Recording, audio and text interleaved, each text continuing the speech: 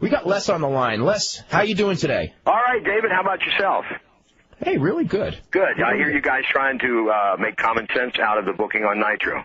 And failing. Is it called Frivolous Pursuit by Dave Meltzer? We're bound and determined. We're bound and determined to make that show make sense. And they had a good show, but that doesn't necessarily mean that it all made sense. I know. Yeah, they have put together a more solid show. There are no two ways about it. But, yeah, but okay. I mean, it was, but someone emailed me this morning and just goes, that was a really good show, but if you took all the Ric Flair segments out, it's the same show it's been. It's just that damn Ric Flair. What's so funny is like, people will go to me and just go, he's 51 years old, and isn't it time for him to retire? But I mean, the whole thing is like. But it's like he's the only one. He's the only one who can make an angle get over, except for Arn. Yes, I know. I'm like you. I was just reading the Observer this morning, and please put trunks and a T-shirt on him. I mean, in his tailor-made slacks just makes no sense whatsoever. Yeah, that's just and it's just I don't know. He deserves better than that.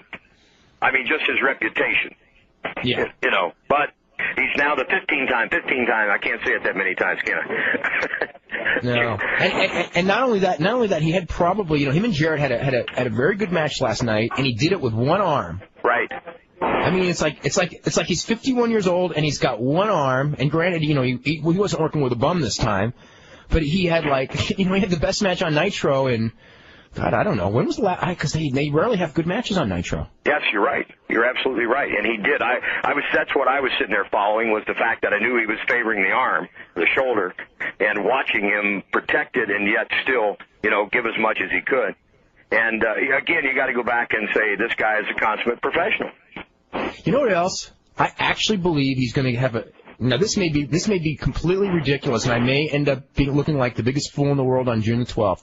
But I predict he's going to get a 3-star match out of David. Yeah, I'm intrigued to see that match now.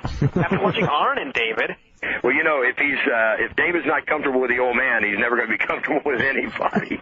Well, if he doesn't, then there is no hope. You're right. I thought Arn's interview on Thunder last week, the punchline, was, I may not be the enforcer anymore, but David, you're damn sure not your daddy. And Arn still cuts a hell of a promo, doesn't he? Oh, okay, yeah, he's tremendous. Yes, he sure is. I know we're backing up here. I thought I would have to agree with you, and I hate agreeing with you, David, damn it, but I thought the first two matches and the last two on the last WWF pay-per-view made the show. Oh, yeah. Yeah, and I thought it was. I said to JR the other day, talked to him briefly, and I said, "You put wrestling back into wrestling. I think that's tremendous." I really like that Backlash pay-per-view a lot. Oh yeah. I mean that was a really that's like really how many good pay-per-views? I mean the WCW pay-per-view was good. The ECW pay-per-view was good. I mean it's like we went through that period where we were dreading every pay-per-view. Every pay-per-view was bad from every company. Now all of a sudden. I don't know what it is. Maybe it's the water or something. But it's like guys are motivated. You can see. I think it's like pressure from outside sources, but you can see that guys on all three companies are really motivated to. I think nobody wants to have a bad match right now, whereas even a couple of months ago, it just seemed like a lot of guys were just like collecting paychecks, and something's motivated the guys. You're right. Even Hogan has cranked it up a notch or two. Yeah, yes. Yes, and that's scary. That's frightening. Yeah. But that's, I think, if he can lead at all, I mean, if he's going to be a leader at all, and of course I know there's a lot of, he's not actually a leader in the locker room, but I would think with some of these guys, if they pay attention and see that he's working harder, that should motivate them some too, because I think that kind of tells you he's trying to hang on to his spot. Well, he knows, like, I think the last management that they had there, I think that there was a feeling that they didn't have the guts to make the changes. Right. And maybe Hogan thinks, if he, I think the company hit rock bottom, let's face it. And I think that Hogan wants to be perceived as the guy who helps rebuild it if he sees that there's light at the end of the tunnel. I don't know if he really, He also saw Russo get rid of him the first time he was in. Yeah, but that was half his doing too. You know, I mean, Russo got rid of him, but Hogan was playing a game. You know, Hogan was sitting there thinking that Russo was going to fail, and he was just going to sit out there while the ratings plummeted without him, and then he would come back as the savior, which is kind of what happened, except when he came back as the savior, he didn't say nothing. You know, the one thing I didn't understand last night was Russo and David with the robe at the top of the hour. Uh-huh. I couldn't see that obviously he felt he was going to hold the crowd, but that would have been my last call. I didn't see the strength in that, you know. Well, it had Rick. Yeah, well, that's true, too. But I just thought, you know, you could have used something a little stronger than just Russo with a robe on. Yeah. I mean, it's not like that's something new anyway. He's out there a lot. And I just felt that wasn't as strong as it should have been at that point in time. Did you ever bump into Jumbo Ceruta? Yes, I did. When he was over in the States, I'm trying to think, that must have been back in the 70s, Dave. Yeah. When he was a young, probably just his first or second year in the business. Yeah. Yeah, they'd send him over. They used to send a lot of guys over to Dory Funk Sr. in Amarillo and to Eddie Graham in Florida to get him some seasoning. Right. So I worked with Fujiyami. He was in the early 70s, just as a young guy. Yeah. Okay. What is the lineup for the Pillman show? You want the entire lineup? Or just the big stars? No, give us the whole show. Okay. We got 16 matches. Oh, my God. Yes. First of all, we're starting at the Photos with the Stars, which we do every year. Starts at 4. That runs 4 to 6. And, the first year in 98 at the middle school field house, we had, I think, 6 or 7 stars, or about 7 stars posing for photographs. Depending on transportation, this year we're going to have 16 to 18 posing for Polaroids with the fans, and that runs for 2 hours. And beginning at 5:30, we're starting what we're calling basically the developmental independent showcase, and that'll run from 5:30 to approximately 7. And the matches on that card got Rapid Delivery Rory Fox and Logan Kane taking on Jeremy Lopez and Jet Jaguar. Rory is out of our school. Logan is Al Snow's half-brother. Lopez and Jaguar were trained by Malenko. Then we've got Rico Constantina against B.J. Payne. They're both WWF developmental wrestlers out of Ohio Valley. And B.J. Payne's managed by one of our guys here, GQ Masters III. And then we've got WCW developmental Chuck Palumbo against Sean O'Hare. Then we've got Reckless Youth from WWF against Scotty Saber, who's out of Ohio Valley. Both are WWF developmental. And then an HWA, a combination. Our tag team champions, Surfer Cody Hawk and the taxi driver, Matt Anthony McMurphy, against one of our guys, Matt Stryker, with Helena Heavenly, and his partner is Flash Flanagan, who's out of Ohio Valley, and also a WWF developmental wrestler. That should take us up to about this 7 o'clock hour, where we do our normal introduction of the VIPs, the family, the 10 bell count, and all that. Then about 7:35, we come back. Shark Boy defends his HWA Cruiser title against Jamie Son of the Young Dragons, and he'll be managed by Tony Marinero. And then we have the finals of the HWA Heavyweight Tournament. Thus far, Chip Fairway has made it into the finals, and we won't know this weekend who his opponent will be. The winner of that will receive the brand-new belt from HWA Heavyweight belt from Jamar, which will be presented by the former HWA Heavyweight champion, D'Lo Brown. Then we have Cody Michaels against Terry Taylor. Then we have Dr. Tom Pritchard, managed by Jim Cornette, against White Lightning Tim Horner with Missy Hyatt. Then we have the Harris Twins against Vampiro and David Flair. Special referee for that is Cincinnati Reds outfielder Dimitri Young. Then we have Billy Kidman with Tori against Chris Candido with Tammy. Then we have D'Lo Brown against the Road Dogg. D'Lo's special guest manager is Cincinnati Reds closer Danny Graves, and Doggy's special guest manager is Reds first baseman Sean Casey. Then we've got the franchise, Shane Douglas versus we're not sure because, as you know, Flair's dad is in the hospital, and it's day-to-day. So we're not sure if Rick's going to be able to make it or not, but Shane says he'll take on any WCW guy in the house, so if Rick doesn't show up, he'll be ready to do battle. Then we've got a triple threat match, Dean Malenko versus Perry Saturn versus Eddie Guerrero, Then we have the ECW World Title, Just Incredible with Francine against Raven. And to round it out, Chris Benoit with Woman, and, of course, his new son, Daniel Christopher, to take on Lord Steven Regal. And I think that should be textbook wrestling. Wow, that's a lot of wrestling. I'm really interested in, especially some of the. I'm interested in looking at a lot of the undercard guys. Really, yeah. Got a lot of the developmental guys from both companies. Yeah, I think we got a good cross section. You know, the developmental, the independents of the stars. Oh, and by the way, Kevin Nash and Dallas Page will be here as our special guest, along with Ricky the Dragon Steamboat as well. Yeah.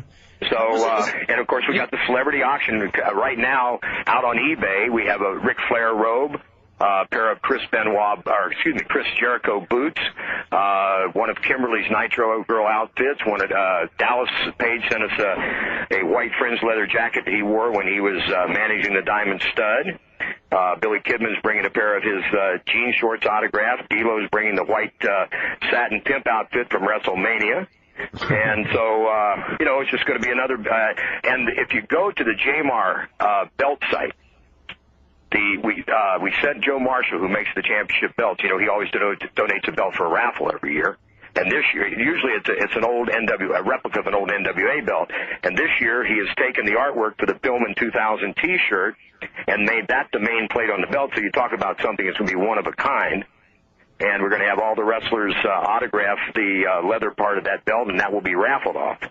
And then the friend of Ricky Steamboat's that did the artwork for us last year is coming up with another rendering, which will also be part of that raffle. So, and of course, Dave Meltzer's going to do his show live. We're doing the show live 6 to 8, so we'll be watching a lot of those. We'll be talking about those matches, some of the undercard matches as they go on. Actually, yes. Actually, a lot of this will be going on during the show. Sure, absolutely. Wow, that's awesome. Yeah, I think we got some tremendous matches, and I think if the Loose Cannon were around, he would say, "Yep, that's pretty good. We're going to see some damn good wrestling on this show," and I think we will too. And well, Dave, you were here last year. Don't you think that the guys, since they're working in front of their peers, kind of crank it up a notch?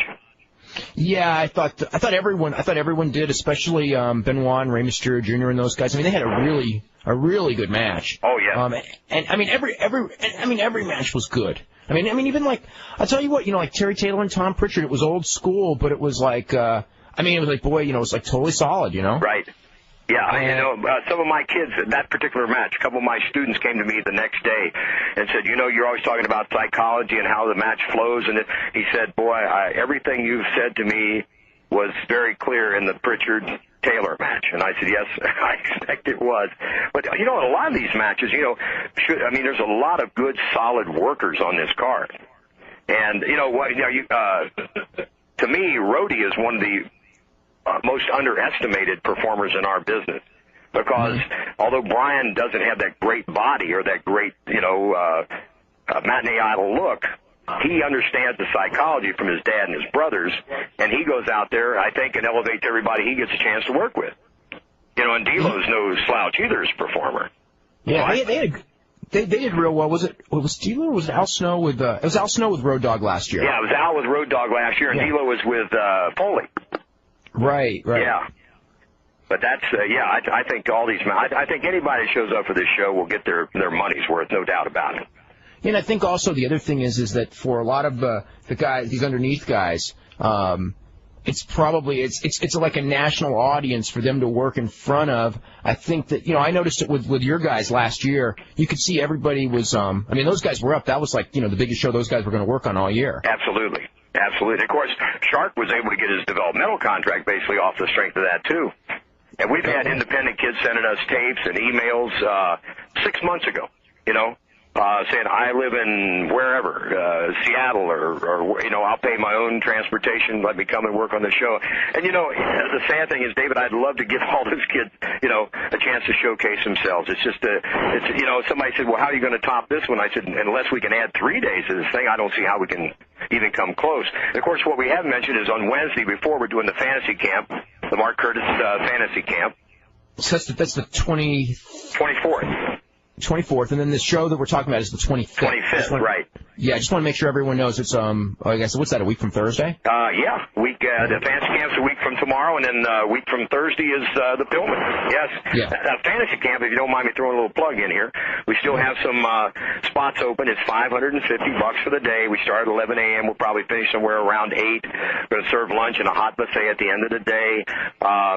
You get a T-shirt, a group picture. You get to cut a promo with your favorite wrestler or the wrestler of your pick. We hand you the video right there on the spot.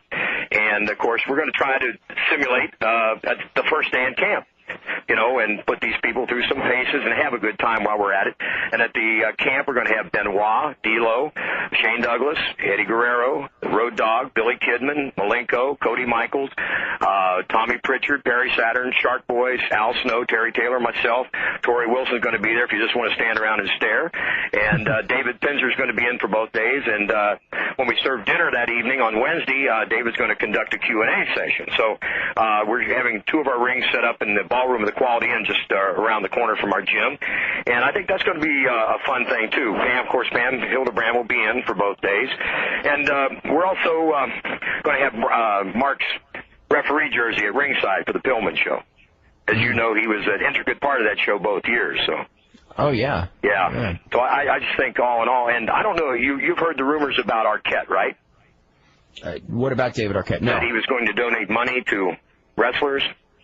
Yeah, I did hear that. Well, yeah, he's going to. Okay. Yeah, we've been, I'm proud to say he contacted us, and he has a deal coming up, and I'm not sure in terms of the amount, but he wants us to be do the disbursement, and he plans on, he's got a series of events that he's doing with the WCW, and whatever the contractual agreement is on that, he will send to us, and he wants us to distribute it between the Pillman Foundation, the Mark Curtis, and Drosdor's family. Wow. Yeah.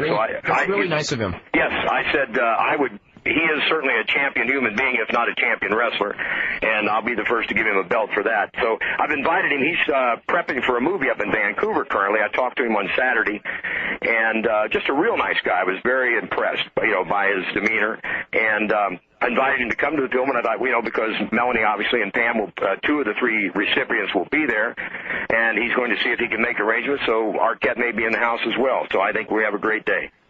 Wow, that's really impressive. Before we get to the calls, I wanted to ask you one question. There was a guy you had when you were on ABC 2020 a couple months back. Right. There was a guy that you had, one of your students, who was a muscular football player guy. Right. Is he still around? Yes, he is. Ray Steele. Right. You were real high on him. He is in the finals of the heavyweight tournament. In fact, he and a guy named Alexis Machine, who's one of our guys, are wrestling to see who takes on Fairway. They're wrestling Friday night in Carlisle, Ohio. So it'll either be Alexis Machine or Ray Steele against Chip on the 25th for the HWA heavyweight belt. Yeah, he's looking good, David. He is 255 with abs. It's about 6'1" and clean. Wow. Yes. And John Perillo's here in town, and Perillo Performance Products, and a friend of mine has a real great hardcore gym just north of us in a little community called Middletown, Ohio. And Ray's been training up there with my friend Mike, and John met him, took a shine to him, so John's been helping me with nutrition. My friend Mike's been working with him in the gym.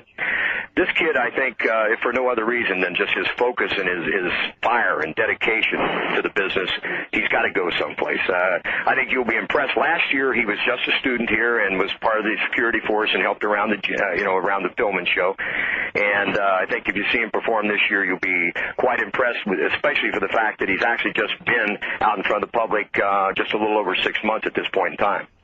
Wow. Yeah. Let's start with phone calls. Let's go to Brent in Seattle. Brent, how you doing today? Yes, doing well, Dave. How about yourself? And hey, Brian. Hey. Les, first I think this show is just outstanding. It's great how you're able to get both WCW and the WWF to to cooperate on I didn't venture. It'd be nice if they could. David, I'm unable to hear him. Oh, yeah. Oh, he's just he speak up, but also he's just saying how great it is that you've been able to get WWF and WCW to cooperate. I mean, you see the WCW and WWF developmental guys on the same show. That's pretty impressive. Aside from the big stars. Let me say right here that both those companies and Paul Heyman and ECW have been tremendous. Heyman moved the show this year to get out of our way. Right. Unsolicited. Yeah, he was in Columbus just 100 miles north of us on that Thursday night, the 25th, and we didn't prompt it or even ask or even suggest that he had canceled that show. And he has Stephen DeAngelis call me and said, tell Les that we're moving the show to Saturday in Columbus. And but he was prepared even when they were still thinking about running the show. We're going to send us this match down and we're going to put him on first in Columbus and then shoot him right down to us. So, in fact, he had the local promo we cut, 30-second to run on the cable stations here in the area. He told Steven to call me and have me ship one off to him, and if he got it in time, it's going to pop up on TNN this next Friday night. So I was teasing Steven. I said, this is bad. I said, Paul Heyman's bad reputation is going to get washed clean. We can't have this. But they've all been tremendous.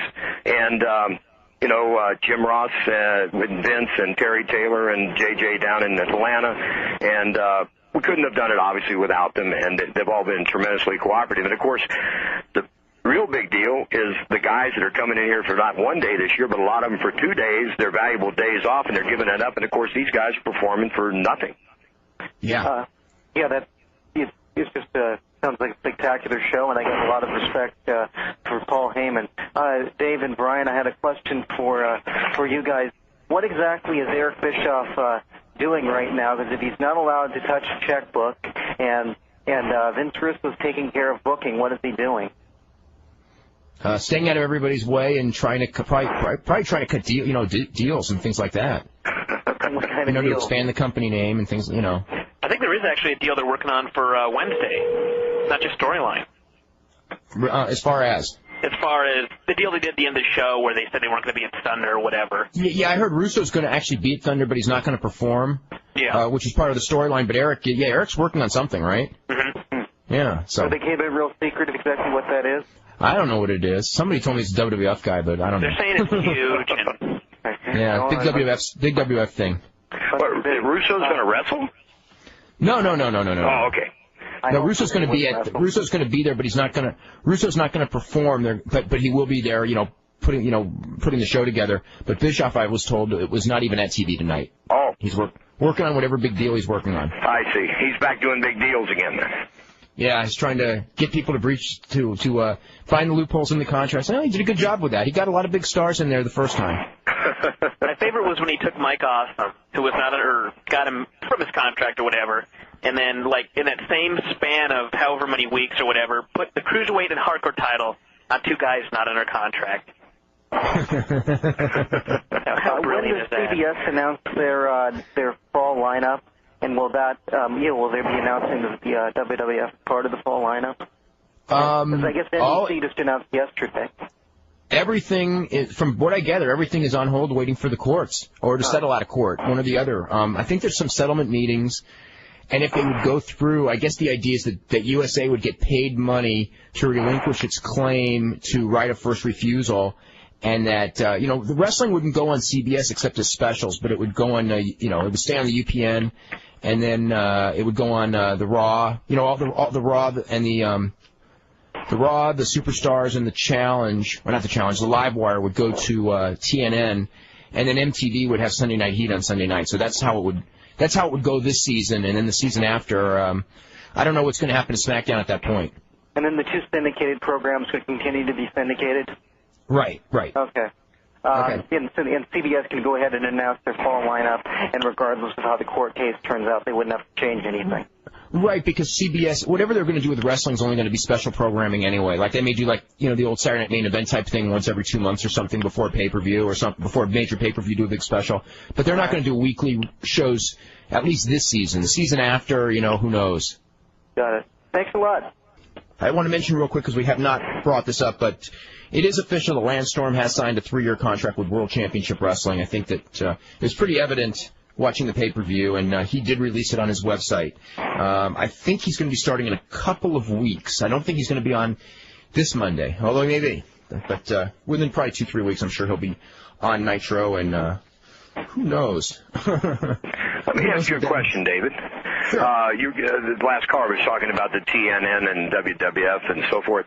I realize that WWF can elevate TNN to some degree. I don't see that TNN can do a thing for WWF, but I'm not sure that even the combination puts WWF in the same position they are in on USA. I don't see the value. I don't think it's as strong. I think that they're, obviously they're going to get a lot of money, and they're going to be connected with the CBS organization. They'll have a lot more tie-ins as far as, billboards, radio advertising. Right. Since, that's what they're looking for. As far as come the fall, will their ratings go up? Based on this, I would say they would probably go slightly down. Right. I don't know if it, people don't, USA Network regular viewers, I don't think watch WWF. But whenever you're on a stronger station, your ratings are going to be higher, just natural. And Absolutely. so yeah, I think their ratings will go down a little bit on TNN, and they're just hoping that everything else will make up for it. And whatever it is. I do see that if ECW goes to USA, that's a major jump for Paul. Well, if the thing is, it's huge, but then it's it requires the negative is. The negative is if they throw him on Monday night for 2 hours against those other two shows, he may come out looking real bad too. Right. Well, yeah, I would think that if this was a fly, ECW and USA is going to have to pump some money in there to up the production values, and Paul's going to have to change his style of booking, obviously. Yeah, it's going to be real tough. But the thing with the ECW is that they've been fortunate for themselves to stay out of that direct comparison where on Monday night, we see like WCW getting its ass kicked, so to speak, every Monday night as far as the ratings aspect of this goes. And ECW can go in there on Friday and their ratings are, in comparison to their companies, they're not good, but there's always the excuse of it's Friday, it's TNN. They've got a lot of what I would call crutches on that. Right. They go to USA on Monday. There's no crutch. It's Monday night, it's wrestling night. They're going in there against those two shows that are both going to be on weaker networks, and they, I would presume, would have the third highest rated show on those networks. They'd probably do better than they do on TNN. Right. But maybe not, just because the fact that they'll probably still do better than they did on TNN. But it's just like being there Monday for 2 hours. That's a lot. That's a lot for that roster because that roster doesn't have a lot of depth. You're right. There's no depth to it. You're right. You're right. Yeah, but of course, again, if USA pumps some money in, that gives him a chance to go out there and get in the hunt for some talent too when the contract time comes up.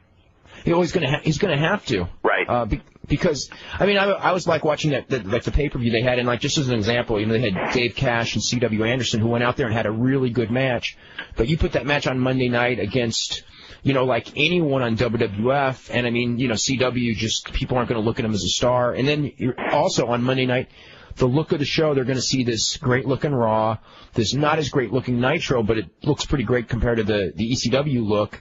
And the look is just, the look and the pyro and all that to the casual fan when they're comparing, that's what makes stars is the look of the show. It's like, one of the things that I've always think that, like, the promoters of boxing and other sports like that miss in the success of K1 in Japan and WWF in the United States both is, they're inherently, unless you've been around wrestling forever and know, like a lot of guys in different environments, you can take the same guys and put them in different environments. In some places, when everyone looks like a star and the production is great, these guys like a Bob Holly can get over as a star, where in another situation, Bob Holly would get over as nothing because of the environment.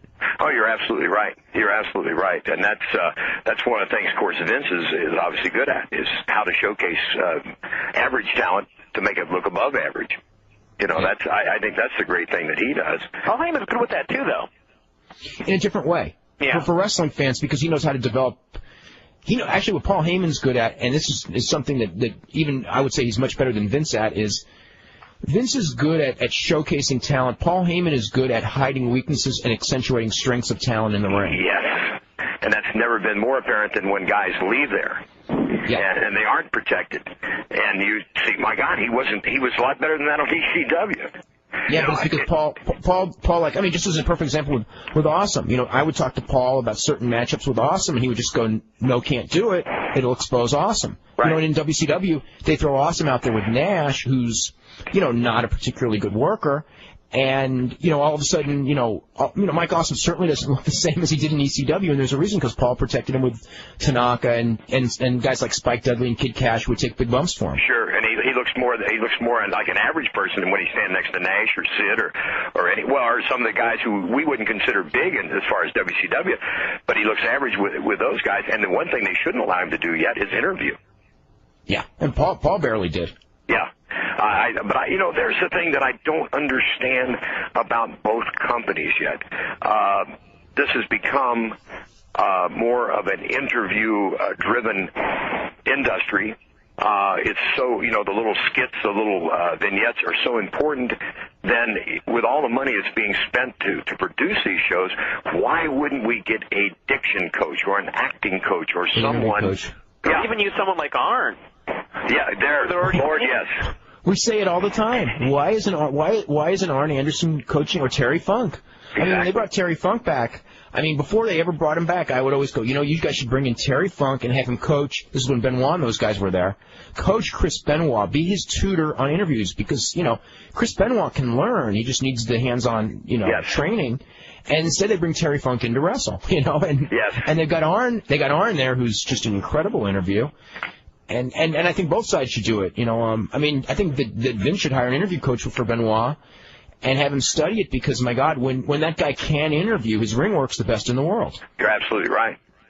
Yes, I agree. Yeah, Arn should be put to better use. And Terry should be a part of somebody's booking committee, Terry Funk.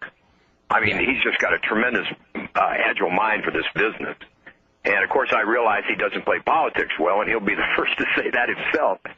So maybe that's part of it. But, yeah, I think when you got somebody like that, him and Arn there, and along with Rick, my God, if these young guys in that company couldn't learn from these three, they couldn't learn at all. Yeah. And I would try to utilize them in some way, to elevate my younger talent. Like Billy, tremendous worker, Billy Kidman. And a great kid. He's a really nice kid. But he can't do a heel interview in part because his voice is higher. But it just doesn't, coming from that physique and that face, him trying to be a bad guy just doesn't work. I just think he's so miscast. Yeah. I think he's, Billy Kidman is so begging to be an underdog babyface. Right.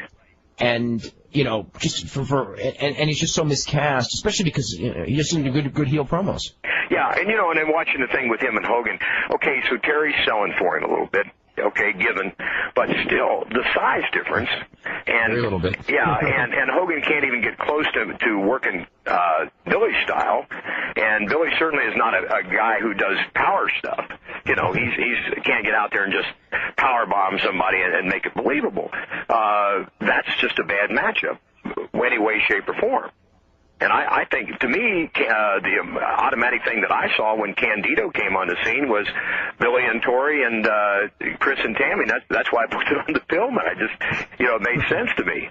I had a kid call our radio show the other night and said, do you realize that the semifinal in the WWF, this last pay-per-view, was your main event 3 years ago on film? And I said, yeah. He said, do you think you're smarter than they are? I said, no, don't say that.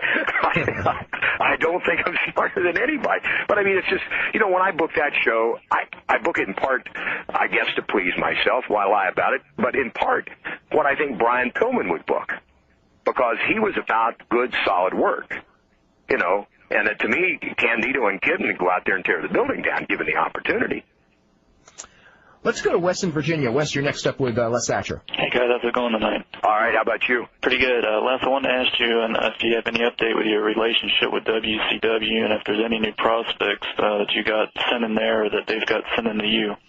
We're just getting that underway. We're just getting the ball rolling on that, and next week will be the first, at the Pilm, will be the first chance that Terry Taylor's had a chance to look at my guys, and that they're going to start feeding me guys actually the first part of June. And so I haven't really had a chance to work with any of their guys extensively. I was enjoying watching the Saturday night show when they were showcasing the power plant kids, because it gave me an opportunity to look at them and critique them. But I'm really looking forward to it. I think it's going to be a good relationship, and it's for us, it's an opportunity to prove that we can do something. And I think with those kids down there, it's just a matter of getting them out in front of crowds, and then trying to work the weak points out of their offense and defense once you see them out there. I think they've got some tremendous athletes, and I think I've got a few that might be of value to them. It's just a matter of getting everybody together. It's I think right now there's a lot of good development in town. I think WWF's got some. Cornette and Danny Davis have got some good kids down there. I think that, it bodes. 2 years ago, I would have said, my God, I don't know what's going to happen to our industry in 10 years, but I wouldn't say that today because I see some good kids, and thank God there's some good people working with them. That's the main thing. Also, picking up on that note, the way that they've handled this situation in New Japan with the tournament, I just can't believe that they couldn't have picked better people to send over than Funk and Skipper. I mean, I saw them on Saturday night, and they've got talent, but I just don't think they're ready for that kind of platform. I don't know what your thoughts were. I would agree with that. Now I know a couple guys in WCW are real high on Skipper, and somebody was telling me that this kid is a tremendous dancer.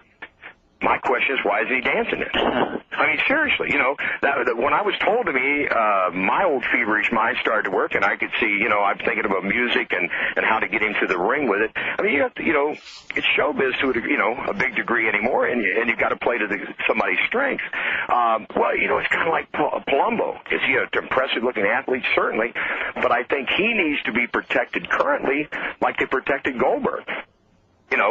The more you leave him out there, the more obvious his weak points are showing. And I think a few minutes at a time is all he needs out there until he becomes more comfortable with the whole situation. And he wasn't ready to do an interview on prime time. No, absolutely not. That was the one thing when it went out there, and I was really feeling sad for him because. He went to Japan, and I thought that was a good place. Get those because if they work in Japan in the undercard, no one here will ever see them. So first time you see him, you want to be able to impress him, and he's got a good look. I mean, I thought he had a good look when I saw him on some of the other shows before, but then as soon as he did the interview, all of a sudden I just see like everyone going like, here's some guy they're trying to push on us rather than here's some guy who's good. Right. Exactly. And I realize that most people say, well, the day of the squash matches are over just since studio wrestling, has become passé. But I would think in a situation like Palumbo, a squash match is the way to keep him fresh and not expose his weaknesses. To give him, you don't have to, obviously doesn't have to beat some established star, but give him another power plant kid or something, and give him a clean win. Give him one of the Vianos. Give him one of the Vianos. Those guys are awesome. When in doubt, give him a Viano. Give him Dandy. Dandy's small, so he can make him look big. Sure. But he has no talent, yeah. What I felt sorry for is you have poor Chuck Palumbo in there, and he's supposed to be the next Lex Luger, and, the way he's been pushed and everything like that, he's not even measuring up to Lex Luger. Well, my biggest thought about WCW is, I think we all agree that, it's been said, my God, printed and read and said and posted on websites that it's 6 months to a year before this company's going to be turned around. Anyway, regardless of what anybody wants in the hierarchy above them in the corporate structure, that's what it's going to take. And I think to slowly build these guys and quit trying to rush them. The rushing is a mistake. I think with Palumbo, let him get some good sound foundation. If you got to put him out there on a major TV show, get him a quick win, and so the fans can't pick his weaknesses apart. And I think again, some good, solid, clean finishes on that TV right now would be very appropriate.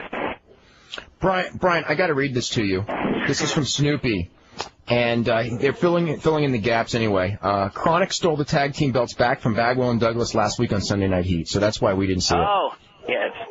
Okay. We're gonna get an email going wait a minute, that doesn't make sense. If it did, we wouldn't be talking about it, right? Yeah. So anyway, I just wanted to bring that one up. Anything else, Wes? Yeah, one last quick thing. There's a vignette that I've seen on several WWF shows with these little girls jumping rope that says "Judgment Day is coming." You heard anything about that one? Well, that's just a preview for that's just the piece that the people in the creative department put together for the next pay-per-view. Okay, thanks for the comments, guys. Okay, guys, it's time for our WWF Daily Trivia brought to you by RC Edge. The first two people to respond correctly by email to Dave Meltzer at IATA.com will win a poster of a WWF superstar courtesy of RC Edge. And remember to include your mailing address with your answer. Here's today's question, and this is one that I know is going to be answered within 5 minutes by at least two people. Who was the first wrestler in the modern era? When I say modern era, let's say 1965 to the present, who was allowed to wrestle in Madison Square Garden wearing a mask. For a while there, they weren't allowed. They were not allowed to wrestle with a mask in Madison Square Garden. I remember when I was a very young kid, where the masked wrestlers would have these, like the spoiler Don Jardine, for example, would be a masked man in the circuit, but in Madison Square Garden he would actually not. He could wear a mask around his ear. Do you ever hear about this, Brian? The way they used to do the masked wrestlers in the Garden before the law changed? No. They would wear a mask, but their whole face would be exposed. So they'd have a mask around their ears and the back of their head, but you could see their face. It's kind of weird. It was a long time before they let girls wrestle there too. Yeah, because Moolah and them came in. That was in the 70s, wasn't it? Yeah, exactly. Before they had the first women's match ever in Madison Square Garden. Yeah, that's right. In fact, I remember they had a tag team called the Russians that were actually two. I think Cubans, actually. Juan Sebastian and Pedro Godoy wrestled as the Mad Russians, but under masks. Yeah, Juan Sebastian and Pedro Godoy, you're right. Yeah, and they wrestled at the Garden as the masked, or as the Mad Russians, and everyone could see they were Hispanic. Well, Pedro, you might have misconstrued as a Russian, but never Juan. He looked as Spanish. You could have typecast him as Cesar Romero, for God's sake. Anyway, let's see. Let's run through a couple of emails here. We got some stuff for Les, so I'll get to that first. This is our question every time you're on the show. What's up with Rory Fox? What's up with Rory Fox? Well, he's going to be on the Pillman show. He's putting on a little size. He's getting some experience, and he's coming along real well. He's developing fine, and I think there's a contract I think in his future there someplace. He's got a good look and a good attitude. He's doing real well. Did you get a lot of feedback? I guess they must have, I don't know, within the last 2 weeks we played that MTV thing because we got a bunch of emails. I'm thinking about a week ago from people who've seen that MTV. So did you get a lot of feedback from that the second time? Oh, yeah. Yeah, it's amazing. I don't even have to see it, and I know it's played. The phones start to ring, and we start to get emails, people requesting brochures on the camp and all that. It's amazing. I heard from the Banks Tarver, who produced that just a few weeks ago. He was talking about possibly doing a follow-up, which they do, I guess, on some of their features. But he was also telling me that he had taken that 90-minute feature down to a film festival in North Carolina and got very, very good reviews on it. It was a good deal. Yeah, they obviously the numbers on MTV must be good because they've been running that thing, Lord knows, off and on since August of last year. Yeah. And it was last week or the week before they ran it, I think, 3 or 4 times. So yeah, that's we always seem to the phone seems to ring a little more when MTV pops that thing in. Did you see the Men's Journal feature, the May issue? No, I have not seen that. Yeah, we're featured in I guess it's on newsstands currently, the May issue of Men's Journal. They sent a writer in to stay with us for a week. Actually, a novelist out of Florida. It was the first feature article I think he'd done for this magazine. But that's entertaining, and he shows a lot of respect for the business. He was a very nice guy, and it's a good article. Pick it up and get a chance to read it. Also, is there going to be a tape of this of the Pillman show available? A video? We're hoping so. You know how the politics are of getting releases and all that sort of thing. One of the fans emailed us a few weeks ago with a very bright idea that I'm surprised none of us came up with. But he was saying that, what you should do is do the best of Pillman over the last 3 years just using the independent matches and, making a tape of those. and which is something we've taped all three years. It's just a matter of getting releases and getting everything put together. But I think what we're going to end up doing, I think because it's a little late to try to get 98 out there and 99. I think we're going to try to do a best of. And, see if we can get all the companies to finally cough up a release saying, yes, go ahead and sell this thing. We're hoping to. I know Smokey Genta, Dallas's friend. Who wrote the book. Yeah, exactly. He said, I guess the next step's pay-per-view. I said, well, Smoke, if you send me $300,000 to build a basis on it, sure it is. But until that time, that's a pipe dream. But, we're talking about the great cooperation from all these companies. But if you were to try to do a pay-per-view, but then you couldn't get cooperation. They'd all start cutting your throat. Sure. I thought of, when he mentioned that, though, and I thought, well, how would you go about that? And I thought, well, I guess if that were ever even remotely close to being a reality, I mean, if some angel came out of the sky and said, here's $300,000 if you'll actually do a Pillman pay-per-view, but I guess I would approach the three companies and say, look, you guys each pick a strong match to give us for the top three matches that will help, escalate your own storylines or, to your next pay-per-views, and then just let me book the card below that. I think that then I don't know, at that point I think that's when you start running into real problems. Oh, yeah, I would agree. Well, it's like now everybody says, well, which match is I said they're all main events. Yeah. And of course everybody can't be on top, and in part to keep anyone from getting your feelings hurt, we've kind of done this thing. Chris Benoit, was tight with Brian, and he's been tremendous in helping me, line up guys that I didn't really know or had just knew remotely, and he's been so much help that I feel, and he's kind of the what am I trying to say here? I guess he would represent Brian Pillman in terms of his fire and heart as far as this business is concerned.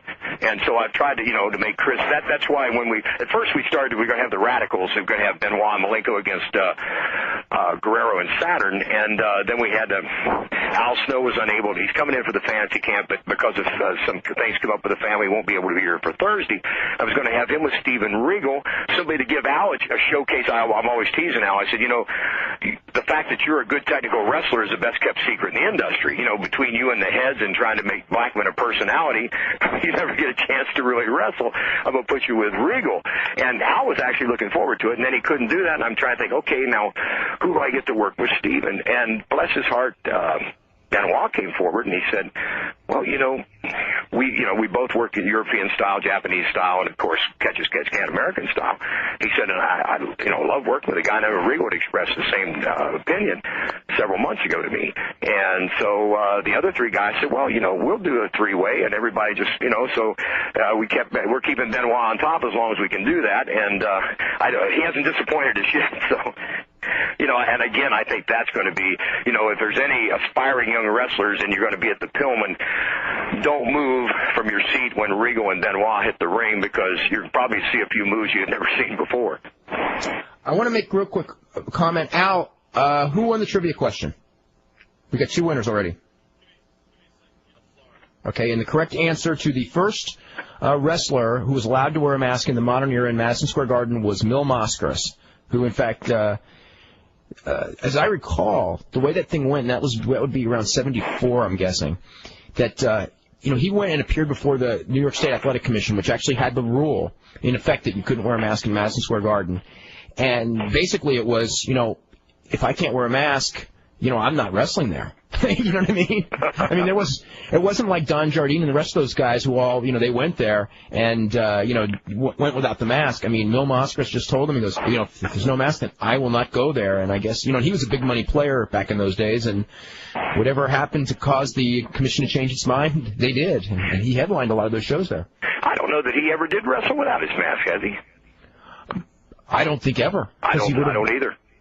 Because he started as Mil Mascaras, because the actual, there was actually a comic book character called Mil Mascaras, and they hired a bodybuilder who was Aaron Rodriguez to play the role of Mil Mascaras in pro wrestling. It wasn't like he was a wrestler who came upon a gimmick. The gimmick was actually made, and then they looked for a bodybuilder because the character in the comic book was a bodybuilder. So Mil Mascaras or Aaron Rodriguez was the Mr. Mexico, and I guess he had done judo and everything, so he was a good athlete. And then they trained him in pro wrestling to be Mil Mascaras. So I'm sure that he never wrestled without a mask. Yeah, I wouldn't think so. Is he still working, David? Oh yeah, he'll be working until we're all dead. How old would he be now? 62 this summer. Wow. So 60. He's having his farewell tour of Japan, but he's really mad because they're billing this as his farewell tour, but he wants to keep coming back. and he's still not selling, and he still never does jobs. And I would think in his 60s it's time to do a job or two, isn't it? Yeah. I think of all the legends in wrestling, I mean, it's kind of in Mick Foley's book a little bit, but of all the legends in wrestling, there's probably not one that I've heard of where he's...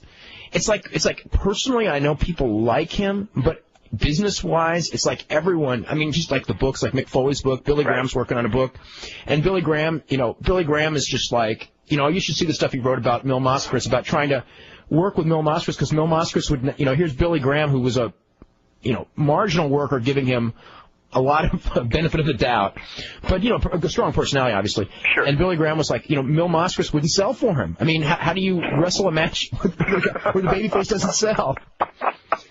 And if you look at the Madison Square Garden record books, in the old days, the way they did their title, and one of the reasons their title was so strong is the champion always won the finishing match of the series. Like, this was when Bruno was champion, and Backlund and Morales and all of them. Right. I mean, they might do a DQ and they might do a stopped on blood, but the final match was a 1-2-3 or a cage match win, but it was a clean win for the champion. And when Mascaras drew 2 sellouts with Billy Graham, and when it came time for the clean one, I think Billy worked with Peter Maivia because Mil wouldn't do the job. Wow. And that's Madison Square Garden main event sellout crowd. Good old Mil. Amazing.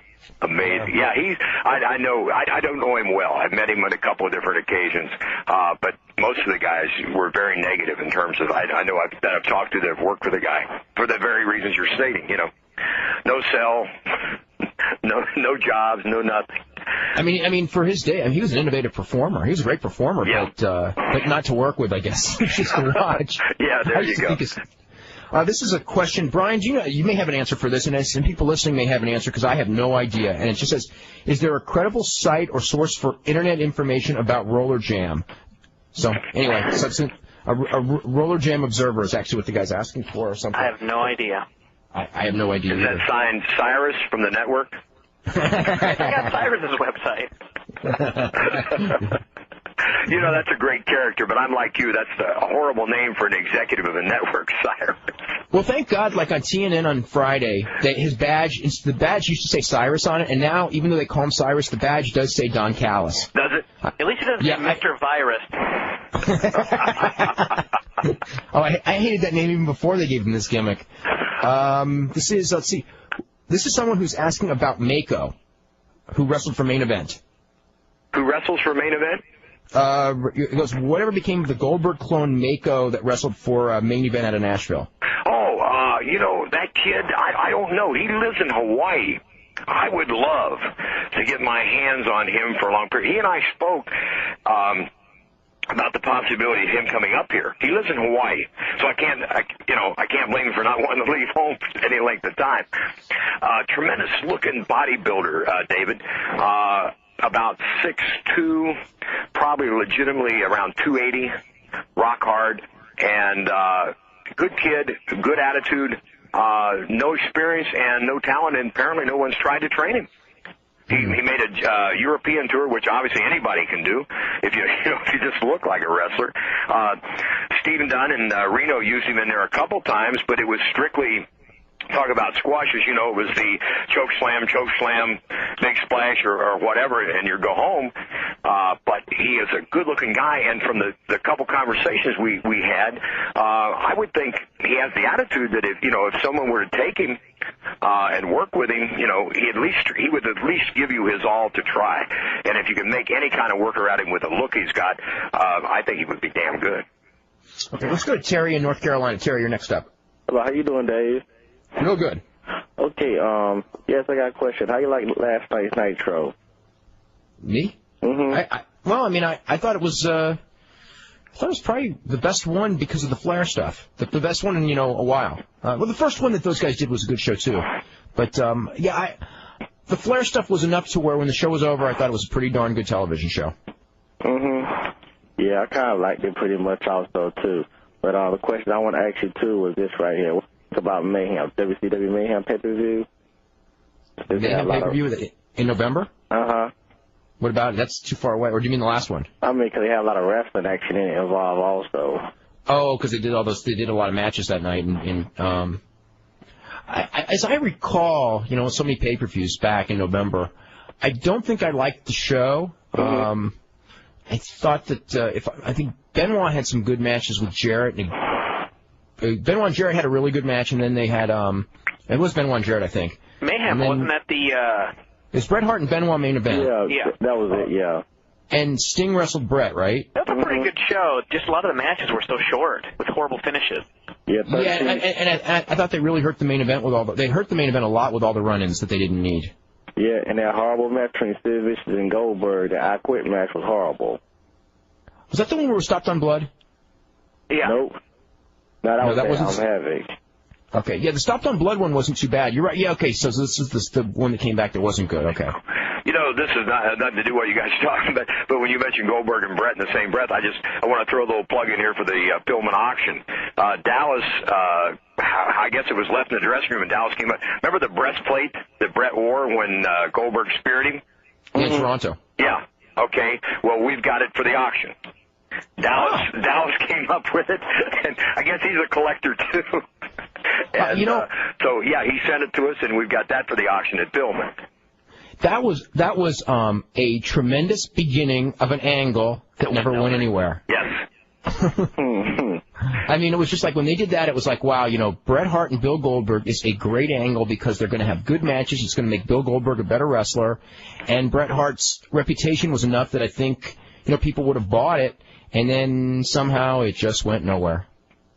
Yeah, I noticed. Well, they both got hurt at the same. I think it was going to go somewhere, and they both got hurt. Is what happened. I mean, it's nobody's fault. They both got hurt. Okay. Yes, and another show I thought it had less wrestling too was last year's WrestleMania. What, the one a year ago? Yeah, with The Rock and Austin in the main event. I remember that being a pretty good show. You remember this year's wasn't as good. Yeah, I know that one. Not this year. I know that was weak, pretty much. But, the backlash was real good. By the way, we were talking about this earlier, and I should bring this up because a couple people emailed this in. Rock did win a match once in the WWF by submission, theoretically, because he used a sharpshooter on Mankind when they did the ring the bell finish on one of those pay-per-views. Yeah, right. Where he won the title. Mm-hmm. God, like that same finish we've seen a million times. I like how they brought up Bret Hart when he put on the sharpshooter last night, and I guess it was just a hint for what the finish would be. Yeah, absolutely. Oh. Yeah, I'm expecting that pay-per-view that they're going to be on coming up this Sunday is going to be pretty weak, that main event. Well, it's either going to, I'll tell you what, I mean, obviously the show's going to be made or broken by that main event. And talking about the Iron Man now? The Iron Man, yeah. It's like they got a lot of pressure on him, and, I hope they do it because, it's a long time to not have a good match. You can tell me if you agree or not, but I was being interviewed, and somebody asked me about that on set, and I said, if they're going to go 60, Helmsley's going to have to carry it. I mean, he's obviously the more experienced worker, and I think his style lends more to getting 60 minutes in than Rock's does. Yeah. But I think that if they start that brawling all over the building, cardiovascular-wise, they're not going to last 60. Plus, if they start off like that, it'll get redundant if they keep going. Yes, exactly. And now here again, and I think Dwayne Johnson is a tremendous performer, great personality. I think he's still learning in terms of the technical skills in his work. So I think Helmsley's got to carry a thing, and Rock's going to have to let Triple H call the match. And so I had to pace it a little bit because that's the key to getting it in. I thought the Hart Michaels 60 was very good, but in this day and age, obviously you can't sit down in a hammerlock for 15 minutes. But I think Helms is going to have to pace the thing because I think Rock's pace is too fast, and he's accustomed to the shorter, maybe a 20-minute match, but we're talking 20 times 3 here. It's going to have to be Helmsley's pace, or they're going to blow it out before they ever get there. Got a ton of emails to get to. Let me just go through. You're going to talk about Lance Storm. What can WCW do with him? I see him working with Candido. If WCW starts wrestling again, if they don't do wrestling, what's the point of bringing him in? I think they felt they wanted to steal someone from ECW. I knew this was coming.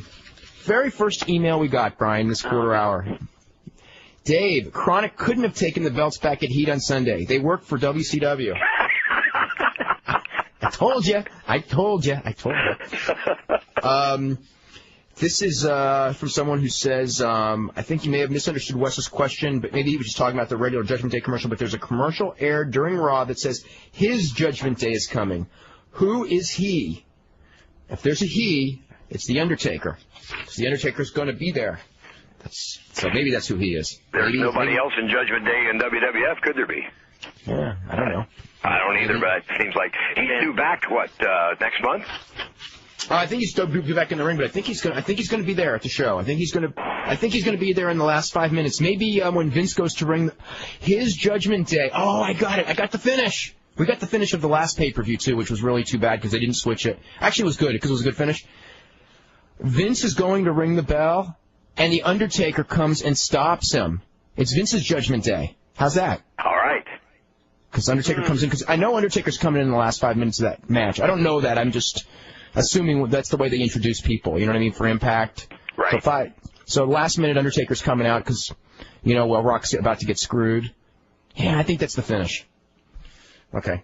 Anyway, this is from Sean Kemp for you, Les, because this is actually an interesting question. He goes, I'm an asthmatic, and I would like to enter the business, and I'm very intrigued to know if anyone who suffers from this or if that would be a drawback. The first guy that comes to mind, my God, and he's deceased, is Jay York, the Alaskan, the original Alaskan. Mm-hmm. Jay was an asthmatic because I remember him coming back from the ring wheezing and getting the atomizer out of his bag. And, there's been a few guys in the business that have been asthmatics.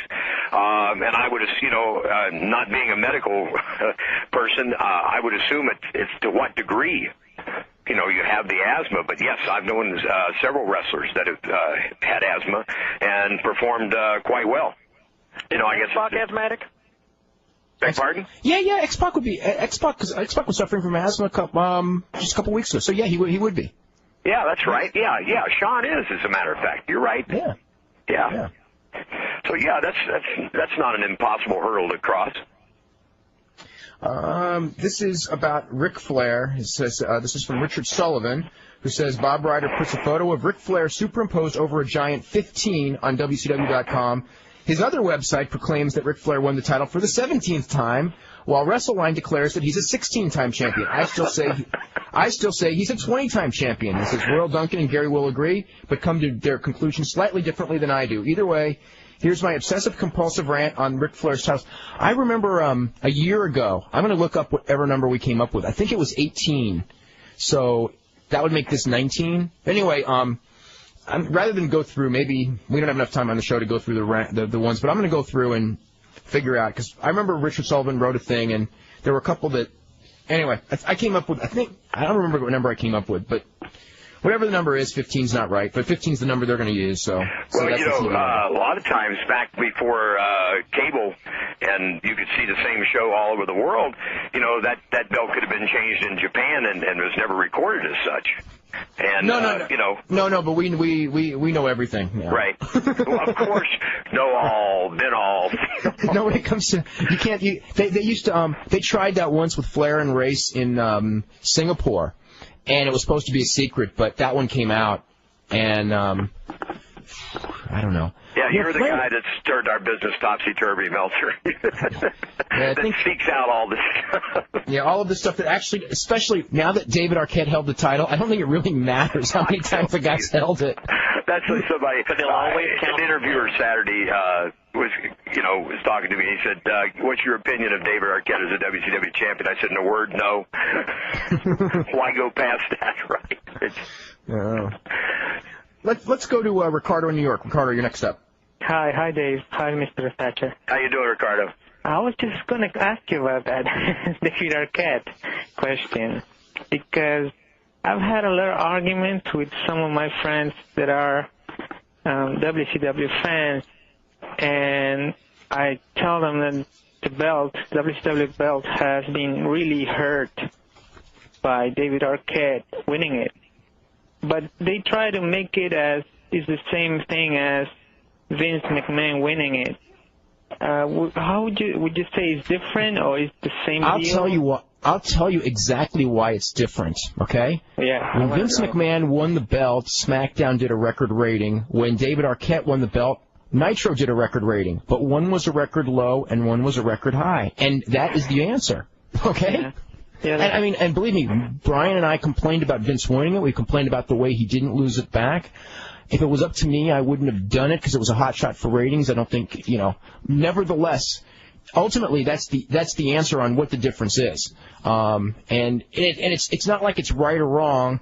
It's just which judgment worked and which judgment didn't. And if the Arquette thing had built to a big rating, I wouldn't have liked it, but I would have said, okay, it worked.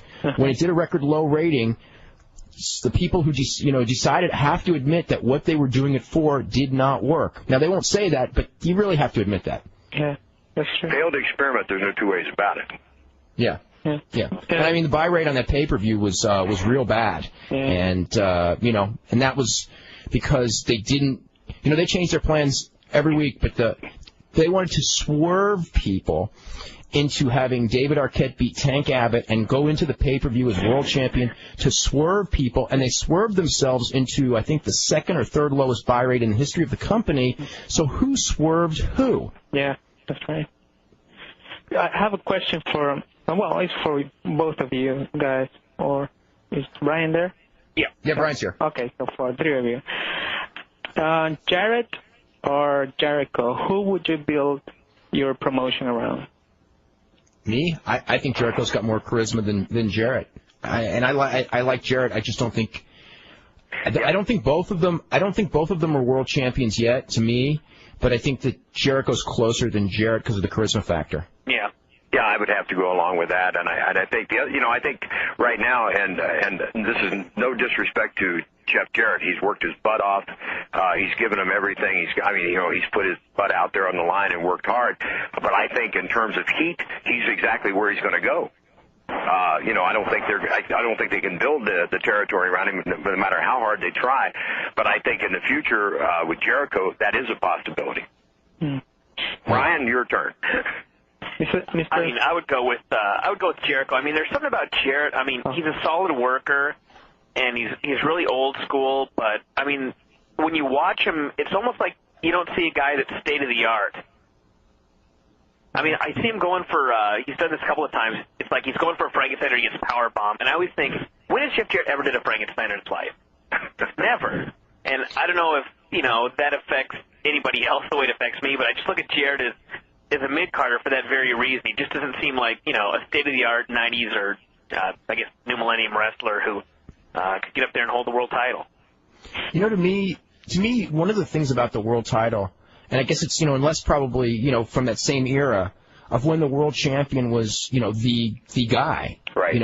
And he held it for years, and frivolous guys didn't win the world title in the 70s. If you look at the guys who held it, you had Hall of Fame wrestlers, Harley Race, Dory Funk Jr., Jack Briscoe, Terry Funk, Hall of Fame wrestlers. And those are like the only guys who really held it for the most part the whole decade of the 70s. And to me, when I look at a world champion, he should be that caliber where you stand up above your peers rather than just a guy. Even someone like DDP, just as an example, who works really hard. He is a good worker. He is over, but to me, I don't see him as a world champion. It's really weird. Even at 51, and I don't know what it is. Ric Flair is very close to that, and the only reason he wouldn't be all the way there is the age of 51. There's something about, I don't know, it's the aura when he stands in the ring. He looks like somebody special. You just notice him, and whereas Jarrett looks like just when Jarrett was out there, he just looks like just another pro wrestler. He's a damn good one. You mentioned that, and this is something that I say, when we're sitting around our gym here talking about, when they're saying, tell the old man to tell some stories so we don't have to train so hard. One of the things that I have always said about Lou Thez and Buddy Rogers, two totally different styles, obviously, but you could be in a room with your back to the door, and when either one of these guys walked into the room, something told you to turn around. There was something special in that room. And Thez and Rogers were that kind of people. And I think the guys you're talking about are the same way. And I think I don't care what anybody says. There's a foundation to this business, a formula. You can do pyro, you can do TNA, you can do soap operas, vignettes. I don't care. There's a basis to this business that hasn't changed in the 40 years I've been in. It's not going to change in the next 40. Quit trying to reinvent it. I think the world title is mythical or not. It's an important prop in your promotion. And I think whether they think it's been hurt or not, I think it's been terribly hurt. And by switching it on a weekly basis is not going to do anything to rejuvenate it. Last question. Mm-hmm. How would you handle Angle from now? Do you think it would be smart to give him a title push, like a heavyweight title push by the end of this year, or you would still wait? Kurt Angle? Yeah.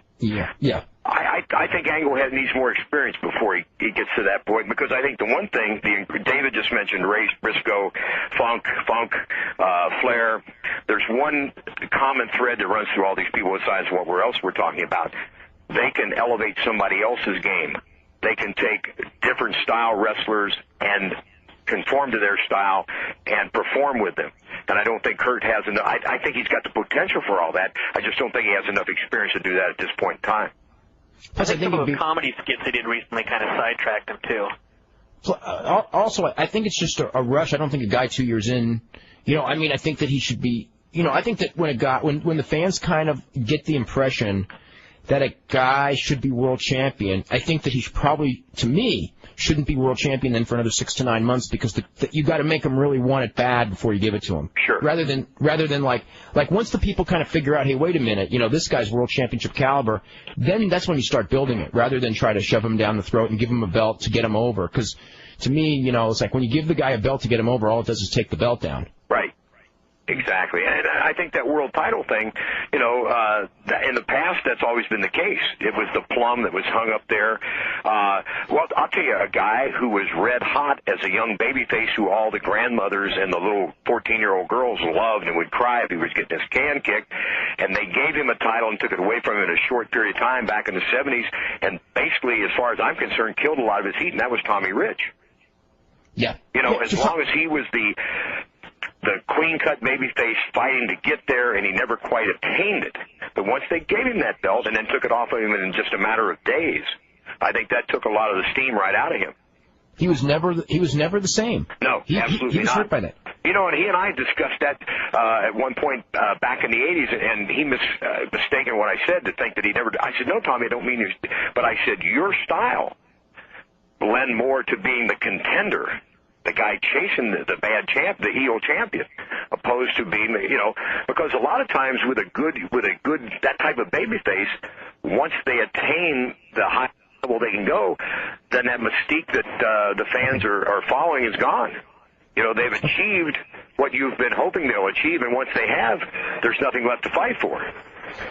Okay, let's go to our last caller right now. How you doing? For me? Yeah, go ahead. We got to make it real quick because we're running low on time. Hey, how you doing? I just want to ask you, who do you think's the best two people that can carry an Iron Match today?